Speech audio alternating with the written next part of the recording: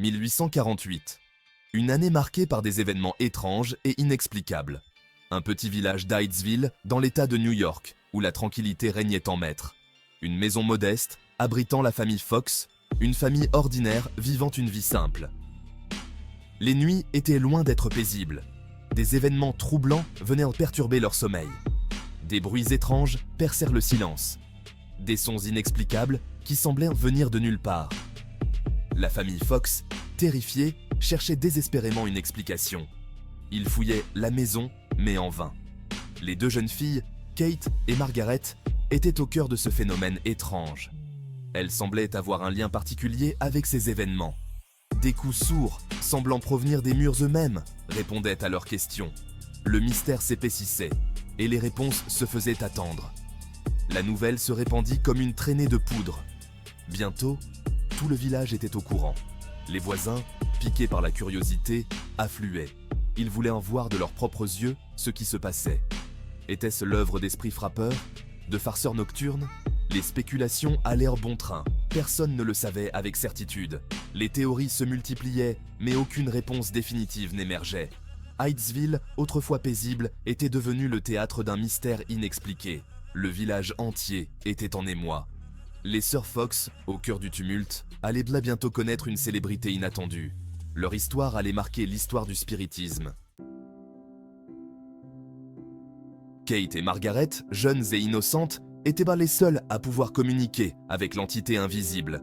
Un dialogue étrange s'instaura entre elles et l'esprit mystérieux. Un échange qui allait bouleverser leur vie et celle de leur communauté. Des questions étaient posées, suivies de coups frappés contre les murs, comme si l'esprit répondait à travers ces sons énigmatiques. Chaque coup résonnait dans le silence, captivant l'attention de tous. L'esprit, se faisant appeler Monsieur Splitfoot, prétendait être le fantôme d'un homme assassiné et enterré sous la maison. Cette révélation glaçante ajoutait une dimension macabre à leurs échanges. La peur initiale laissa place à la fascination. Les gens étaient intrigués par cette communication avec l'au-delà, un phénomène qu'ils n'avaient jamais expérimenté auparavant. Les gens venèrent de loin pour assister à ces dialogues surnaturels. Des foules se rassemblaient, espérant être témoins de ces manifestations étranges et inexplicables. Les sœurs Fox devinrent des médiums, des intermédiaires entre le monde des vivants et celui des morts. Leur renommée grandissait et elles étaient sollicitées pour leurs capacités uniques. Elles organisaient des séances, communiquant avec des esprits pour le compte de personnes endeuillées ou curieuses. Ces séances étaient empreintes de mystère et de solennité. Le mouvement spirit prenait son envol, attirant de plus en plus d'adeptes. Les réunions spiritistes se multipliaient, devenant un phénomène social majeur. Les sœurs Fox, ces prophétesses involontaires, étaient adulées par certains, décriées par d'autres. Leurs détracteurs les accusaient de supercherie, tandis que leurs partisans voyaient en elles des pionnières. Le monde entier avait les yeux rivés sur elles. Les journaux relataient leurs exploits, et leur histoire fascinait autant qu'elle divisait l'opinion publique. Poussées par leur succès, les sœurs Fox quittèrent Hydesville, une petite ville où tout avait commencé pour elles. Elles avaient captivé l'imagination de nombreux habitants avec leur talent mystérieux et leur capacité à communiquer avec l'au-delà. Elles se dirigèrent vers les grandes villes pour se produire sur scène, où elles espéraient toucher un public encore plus large. Des théâtres combles, des foules en délire, les acclamaient. Partout où elles allaient, les gens étaient fascinés par leurs démonstrations. Elles étaient devenues de véritables célébrités. Leurs performances étaient théâtrales. Les lumières vacillaient, créant une atmosphère mystique et envoûtante. Des objets semblaient bouger tout seuls, ajoutant une touche de mystère et d'émerveillement à leur spectacle. Des voix spectrales murmuraient des messages de l'au-delà. Le public était captivé, suspendu à chaque mot, chaque son. Parmi les spectateurs, des personnalités influentes, des écrivains, des artistes, des hommes politiques. Certains étaient convaincus, d'autres sceptiques, mais tous étaient fascinés par le phénomène des sœurs Fox. Leur performance ne laissait personne indifférent. Les spectateurs étaient hypnotisés par ce qu'ils voyaient et entendaient. William Cullen Bryant, célèbre poète américain, fut l'un de ceux qui furent profondément touchés par leur talent. Il devint leur ami et protecteur, les soutenant dans leur quête de reconnaissance et de vérité.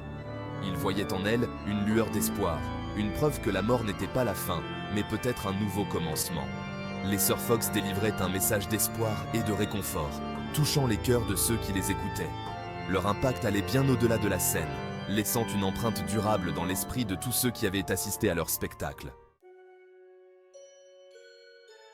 Les critiques fustigeaient leur spectacle, les qualifiant de supercherie. Mais cela n'avait aucune importance. Les Sœurs Fox avaient conquis l'Amérique. Leurs portraits paraissaient dans tous les journaux. Leur vie privée était étalée au grand jour.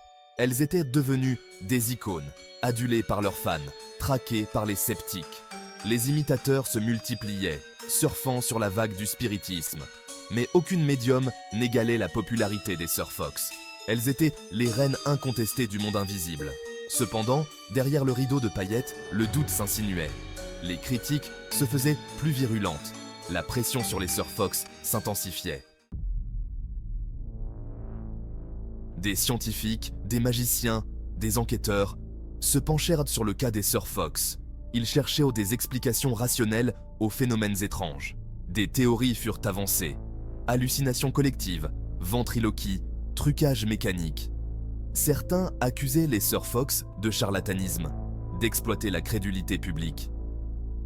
Parmi les sceptiques, un magicien réputé, Houdini, se fit le plus virulent détracteur des Sœurs Fox. Il affirmait pouvoir reproduire leur tour de magie, dénonçant leurs méthodes frauduleuses. Le doute s'installait, les accusations de fraude se multipliaient.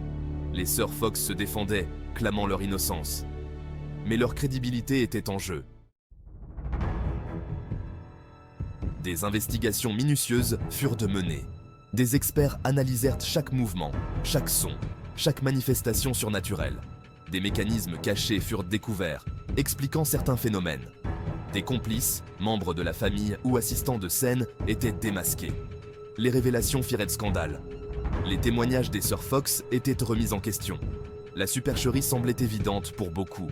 Mais certaines personnes, fidèles admirateurs des Sœurs Fox, refusaient de croire à la supercherie. Elles restaient convaincues de la sincérité des médiums. Margaret Fox, tiraillée entre le mensonge et la vérité, sombrait dans l'alcool. La culpabilité la rongeait. Ses démons intérieurs prenaient le dessus. Kate, plus forte, tentait de préserver leur secret. Mais le poids du mensonge devenait trop lourd à porter. Les deux sœurs s'éloignèrent, divisées par la culpabilité et le remords. En 1888, Margaret, au bord du gouffre, décida de tout avouer. Elle organisa une conférence de presse à New York, prête à révéler la vérité au monde entier. L'annonce fit l'effet d'une bombe. Le monde entier attendait avec impatience les révélations de Margaret. Le mystère des Sœurs Fox allait enfin être percé à jour.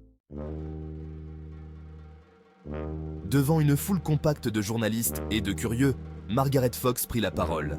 Sa voix tremblait, trahissant son émotion. Elle avoua tout. Les coups dans les murs, les voix spectrales, les objets volants, tout était faux. Des tours de magie, des trucages élaborés pour tromper le public. Elle expliqua comment, enfant, elles avaient inventé ce jeu pour effrayer leurs parents. Puis, comment le succès les avait dépassés, les piégeant dans un mensonge colossal. Les réactions furent mitigées. Certains se sentirent trahis, d'autres compatissaient à la détresse de Margaret. Les Sœurs Fox, autrefois adulées, étaient désormais déshonorées. La confession de Margaret porta un coup fatal au mouvement spirit. Le doute s'était immiscé, la confiance était brisée. Malgré tout, l'histoire des Sœurs Fox continua de fasciner. Certains refusèrent de croire à la supercherie, voyant dans leur histoire une preuve de l'existence d'un monde invisible. Leurs noms restèrent à jamais associés au spiritisme. Symbole d'une époque où la science et la raison se heurtaient au mystère et à l'inconnu. L'héritage des Sœurs Fox est complexe, fait d'illusions et de désillusions, de vérité et de mensonges. Une histoire qui continue de hanter notre imaginaire collectif. Malgré les aveux de Margaret, certains mystères subsistent. Des témoignages troublants, des phénomènes inexpliqués laissent planer le doute. La maison d'Hydesville, lieu de naissance du spiritisme, est aujourd'hui un musée. On dit que des phénomènes étranges s'y produisent encore.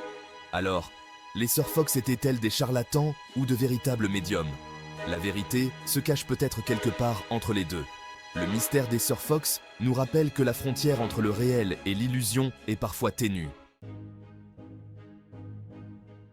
l'histoire des Sœurs Fox nous invite à la réflexion.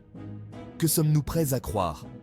Jusqu'où irons-nous pour trouver des réponses à nos questions existentielles? Le monde est rempli de mystères, d'énigmes non résolues.